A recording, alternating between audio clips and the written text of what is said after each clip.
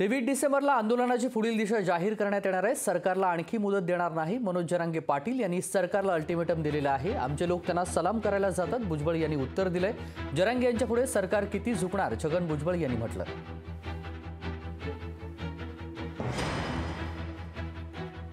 तर मराठा आरक्षणाच्या मुद्द्यावरून भुजबळ आणि जरांगे यांच्यामधील संघर्ष सुरूच आहे। जरांगे यांनी रविवारी जालन्यामध्ये झालेल्या बैठकीमध्ये राज्य सरकारला आणखी मुदतवाढ देणार नसल्याचं जाहीर केलेलं आहे।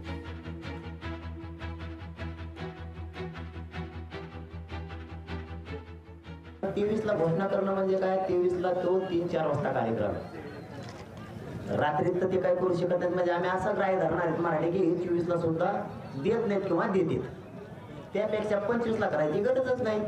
23 म्हणजे 24 म्हणून 23 ला आणि म्हणत नाही आम्ही 23 तारखेला आमचं आंदोलनाची दिशा ठरविणार आहे, पण 3 कोटीपेक्षा जास्त मराठी असणार आजच्या म्हणण्यानुसार। हो, मोठा शब्द आहे तुमच्यासाठी।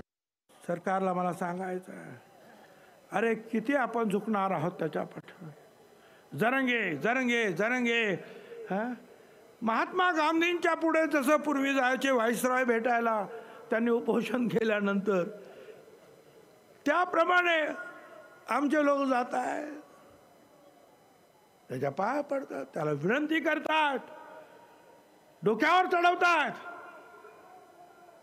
काय नाटक आहे? ही लोकशाही आहे का लोकशाहीची थट्टा आहे ही? सरकारला कोणी धमकी देतो, आम्हाला धमकी देतोय, पोलिसांना मारहाण करतो आहोत आणि आम्ही त्यांना सलाम करायला तिथे जातो आहोत। लोकशाही मराठी ऐका, पहा, जागरूक रहा।